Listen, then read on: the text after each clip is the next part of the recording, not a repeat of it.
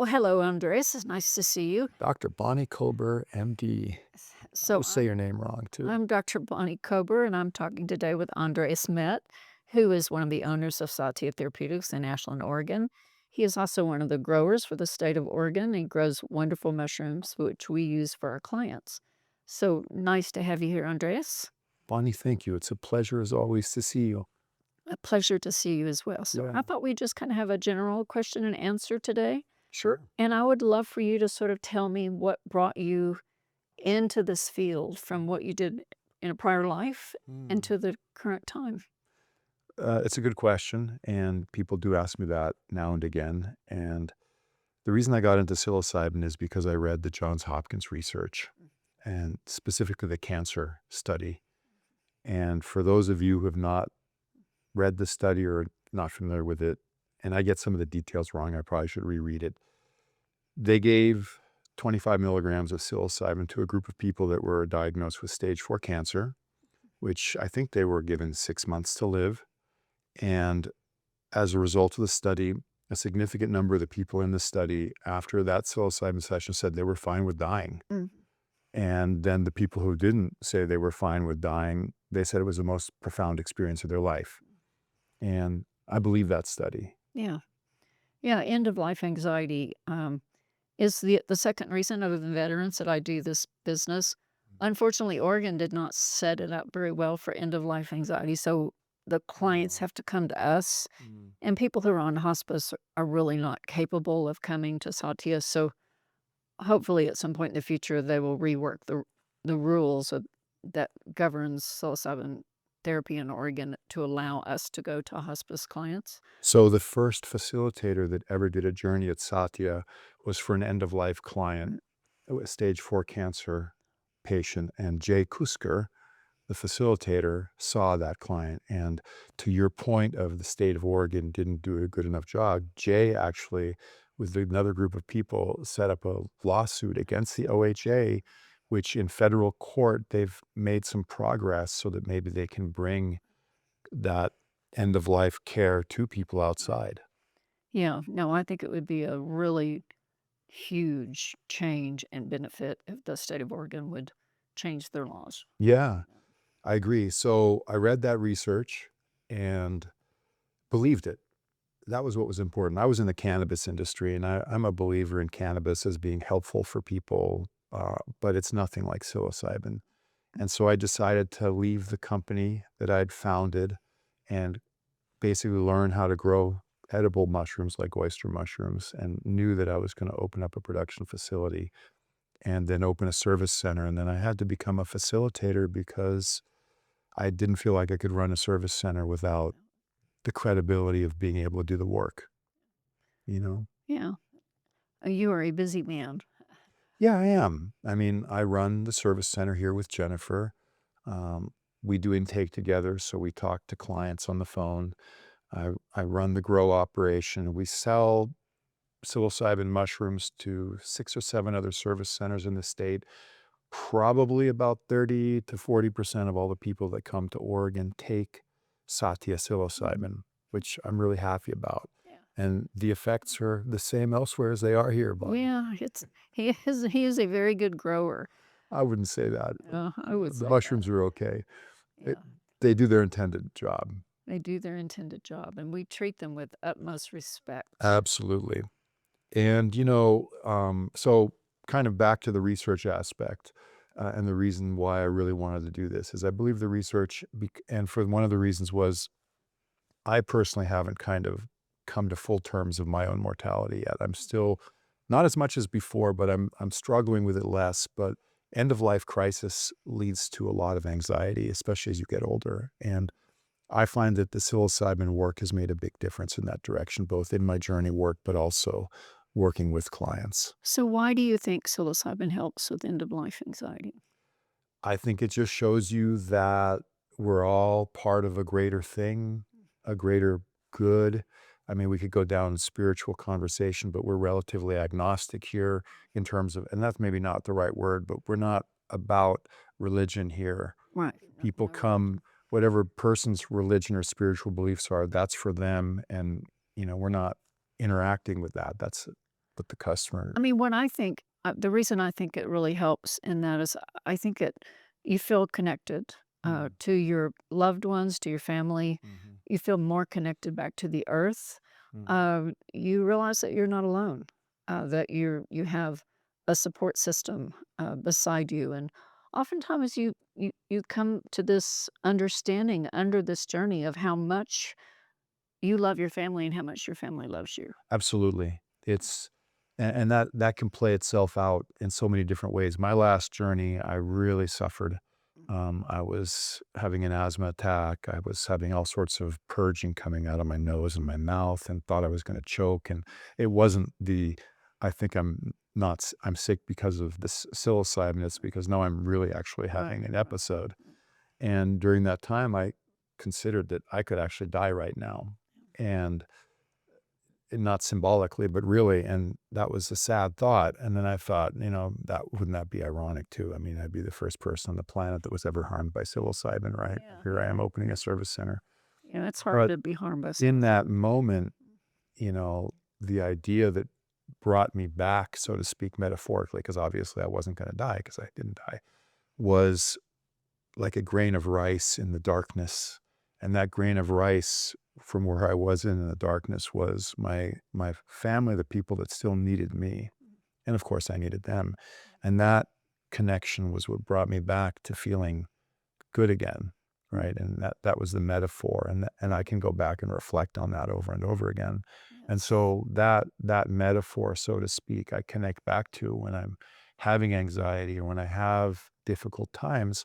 I remember back to how that was life for me, and so that's for me how kind of that work. Yeah, I've seen that in clients where they really understand how important they are, and I think the shift that people see after a journey in their behavior is really most commonly a shift in how they treat themselves.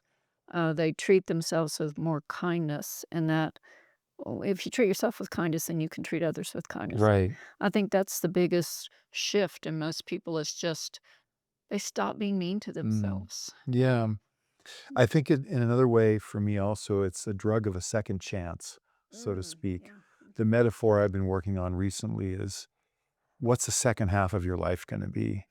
And what psilocybin sometimes does is it creates a partition between what was and what can be and what is. And that's very powerful. That's the rebirth that Yeah, sometimes the people talk rebirth. about, a rebirth, but I'm talking about what are you going to do with the second half of your life?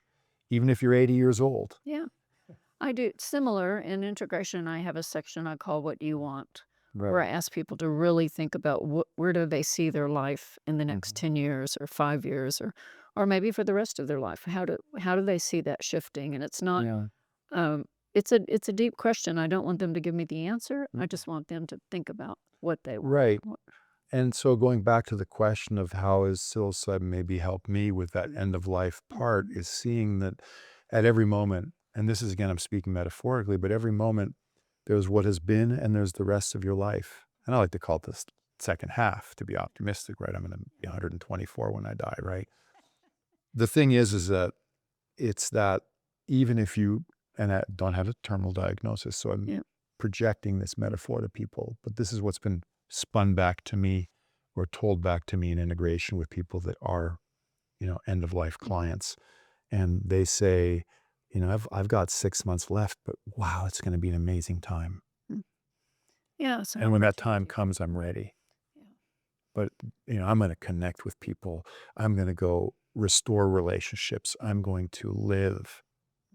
And that's really remarkable, Yes. you know? It's a medicine that really helps with forgiveness of Yeah. yourself and other people. So I'm going to shift the Okay. conversation away from that, and I want to know what you think about dosing. What is your dosing strategy? That's a really, really good question. And I know we've had 1,600 plus people come through here. You've seen over 300. I've seen over 250. And we've gone through a lot of learning around dosing. And number one, first thing is the max dose is not usually the right dose.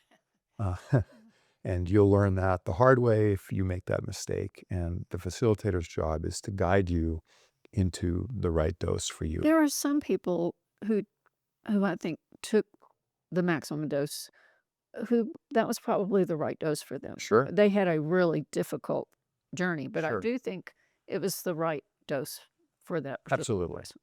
So the way I approach dosing with clients is it's a dimensional conversation. There's a number of dimensions. And what I like to do to the best extent possible, and I think certainly you do as a doctor, is you look at it from what the research does.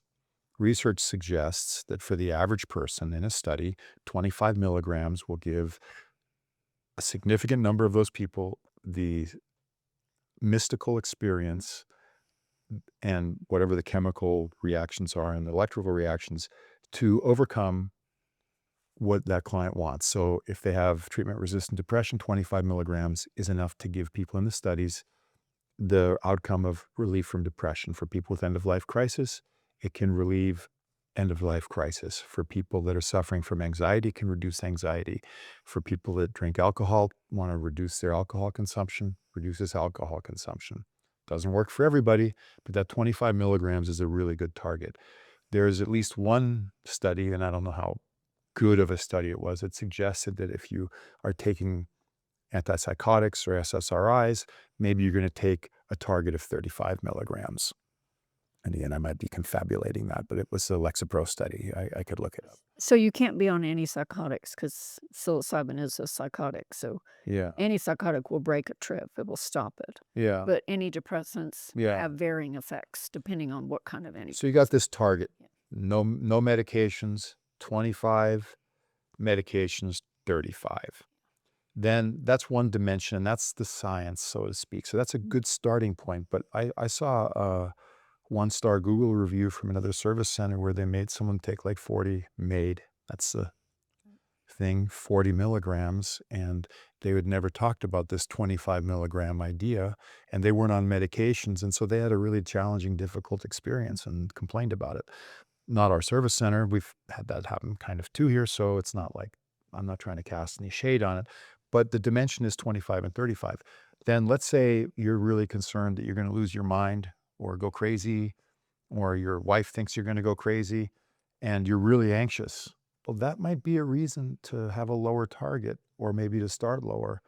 And, or maybe you've had 40 years of treatment resistant depression and you've been miserable every day for 40 years and you're coming all the way out here from New York City and you don't want to spend this time, money, and emotional investment and have it be like a dud here and nothing happens.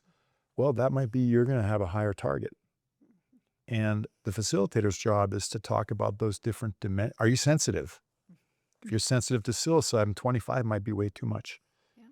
And if you're neurodivergent, this is a tough conversation because neurodivergence, people are like, what's that? And I go, well, maybe autism. Oh, I don't know. There's a stigma around these things. Not with us.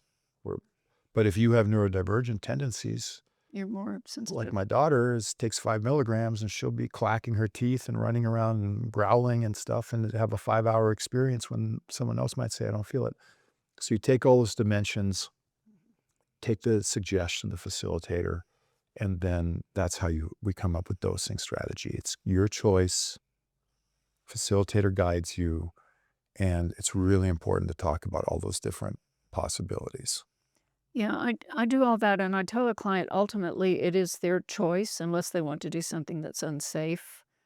Um, it is the client's journey. They're the ones who are coming, who are investing, who are spending money and time. Um, I'm willing to sit with anybody who wants to do whatever dose, but I will make suggestions as to I think I think this might be a better choice. And I do have people that say, no, I want to do 50 milligrams, no matter how many times I go. You're walking a tightrope here, and they Absolutely. do it, and it is a long and difficult journey, but everybody is okay. It's just a Right. really long day, and the chance of ending up in the ER, having things go more erratic is there, but sometimes that is what people need. As much as it may worry me, it may worry you that someone's going to take 50 milligrams, but clients do. Yeah, let's just be clear about that. 25 is the research level dose. 50 is the max you can do in Oregon. In Colorado, I think you can take as much as you want. And I wish there would be no limit, because then, eh, Actually, I like the limit really? because clients can only go so far out. Right. I mean, people who don't have any knowledge of psilocybin and have never used it, they might come in and say, "I want to do 100 milligrams," and I'd be like, "I mean, it's not going to kill you. It's just going to be a really, really long, intense day. And the higher the dose, the higher your risk of having an anxiety period that can go on for several weeks. It has to do with where glutamate goes up in your brain. If it goes up in the prefrontal cortex, you're more likely to have this anxiety attack afterwards. I've had two That's clients who, research, right? Or that's they research, yeah. basis. I've had two clients who one talked to their therapist every day, and one actually was hospitalized for a week because her anxiety was so intense, and they both took the 50 50 milligrams as milligrams. much as they could take. So I do go over that. Talk to them about the anxiety, but it's the client's choice. In my opinion, it's always their choice as Mhm. long as it's medically safe.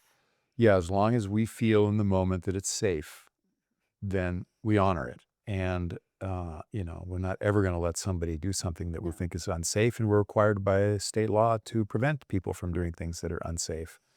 And you just need to have the informed consent that the more you take, the more likely it is that you're going to have some really challenging moments, maybe 6 hours of challenging moments. And some people, they become a danger to themselves or others, and we call it EMS, and they get checked out and maybe go put in restraints and go to the ER, and probably walk out of the ER 6 hours, 6 hours into the journey, as if you would be walking out of Satya, but you're walking out of the ER and you're like, that was great. I got everything I wanted out of it. Yeah, yeah. So tell me what you think about integration. How do you approach it, and what do you think about it? It's very important. And I talk about this process as a metaphor. So you prepare, you have an experience, and then you integrate the experience. And to me, psychedelic integration is no difference to me, because I'm a layman and I'm not an expert at this kind of stuff, is the same as if a loved one dies, if you lose your job, you have a breakup or a divorce, you're having a bad day, you know, that's can require potentially integration. Yeah. And so to me, integration is about anything that is profound in your life. And so I look at, if that's going to be what integration is, then the preparation work to me is the same as the integration work. And it's just separated by an intense experience of some sort. And in this case, for psychedelics, it's a psychedelic experience. And so the prep work I focus on is trying to get people to understand that the concept of resistance, Is futile. it is futile, but an important process. The concept of resistance and how you navigate resistance in the journey is going to be very helpful in the journey, but could also be helpful to the resistance or the acceptance you have to face after the journey. So the prep and the integration work that I do is, we talk about journaling. Journaling's the number one important thing you can Google or chat or whatever you want to do. What's the most important tool for integration work is journaling. That's why, Bonnie, I think you actually hand people the journal. You give people a journal I do. for a reason, Yeah. right? I'll just do 1 minute about journaling. So, Yeah. default mode network is psilocybin's main target, and anything really that uses your mind at the same time you use your body will suppress the default mode network. So, journaling, you're using your mind, you're thinking about thoughts, and you're writing those thoughts down. So, you're using your mind and your body at the same time. I use lots of examples. Jiu-jitsu is an example of using your mind and body, yoga, things like that. But journaling, very, very helpful in Yeah. clarifying um, thought patterns, clarifying what you're thinking, how you're feeling about an experience. Sorry, I've sort of got off. That's amazing. No, I think that's going to be really helpful to people. Most of my clients refuse to journal, Yeah, some of mine do too. and that's okay.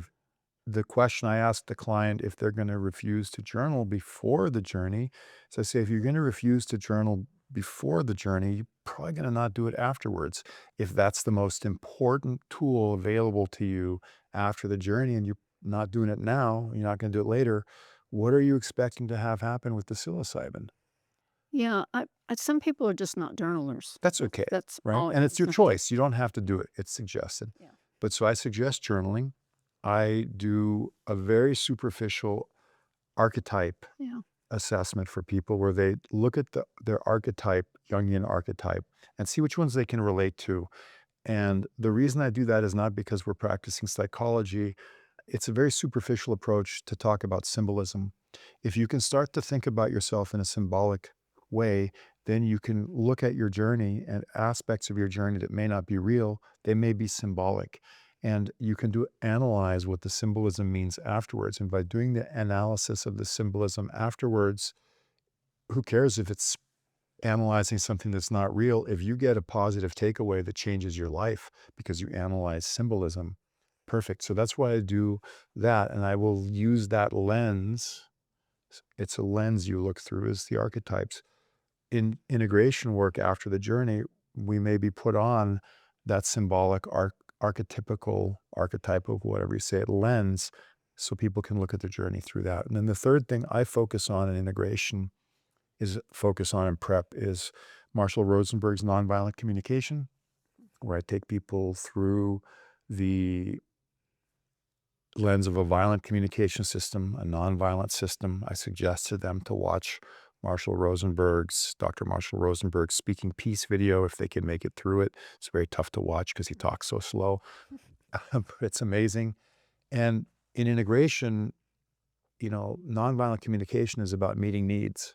And Rosenberg would say depression, anxiety, anger, rage, violence is all the tragic representation of needs not being met. And so we can put on the lens of nonviolent communication so that people can use that lens to look at themselves. But then there's something that sometimes happens to people in psilocybin journeys fairly often is they make positive change. And most of the time, everybody's happy about that. But say an alcoholic comes in and they quit drinking. And the reason why they came in is their wife said, or their husband said, if you don't quit drinking, I'm leaving you. So, they want to stay together. So they come in and they quit drinking and they're good. They're not only have quit drinking, but they're good. And that's all great for about a week or two until, their significant other is angry and responding to them in ways that isn't what they expect. And that lens of nonviolent communication might be able to see that, it wasn't about the drinking. Yeah. It was about the other stuff. And maybe that lens could be helpful in integration. So I have a really practical view because I can't give you insights in what to do and what not because I have no skills in that. But I can give you, if you want to pick them up, journaling, nonviolent communication, and metaphor, symbolism, to look at the journey through the lens afterwards. But understanding that this whole process is really, if you're doing these things all the time and you have events coming up, you can use them after the events to try to integrate anything, not only the psilocybin. Yeah, I do a similar thing, but what I use is called the Enneagram, which is a little Yes. different approach than young. You know how I struggle with the Yeah, Enneagram. it's that's a really interesting book on personality fixations that sort of really helped me years ago to sort of understand why I reacted the way I did to certain circumstances. So I use the Enneagram for some clients, not for probably not for most of them, but if we get into that discussion, the Enneagram will usually come up.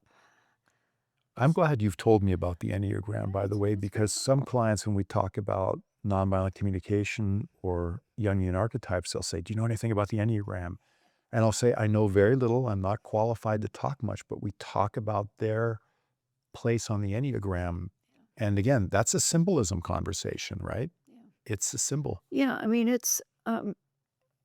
I learned it from the Leela School, which is in Ashland. Eli Jackson Bear has written a number of books on it, and I found it to be one of the most helpful things I've ever really encountered. And it does help me with working with my clients. I learned a lot of things from Eli that really Mhm. give me clarity on the subject.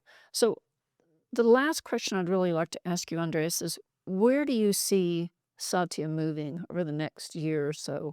What do you see changes? What do you feel positive? What do you feel things that could negatively impact the business? How do you feel us doing in the next couple of years? That's a really good question. We've been reasonably successful, breaking even, which is, a huge challenge. It's been a very difficult business because the state of Oregon is there are so many rules and regulations that it's difficult to operate in that context. And next year they're going to double our licensing fees. Some people think they're not, but it's a fait accompli in my community. I The think so too. license fees are going to go up, and we'll adapt. We've already started adapting to it by doing cost cutting. So we have a very challenging environment in Oregon to continue onward.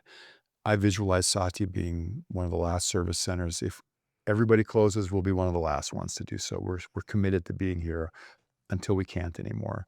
And so I don't want that to seem like a negative outlook, but that's the reality of what we're looking at. It's a challenging environment. So what are we going to try to do? We originally tried to be an operation that makes psilocybin journeys available to people from all walks of life by making it accessible. That's why Measure 109, which is what we're operating under, why it was put in place, is to give people maybe with less means an ability to come in and do that. And we've done a great job at that, in my opinion.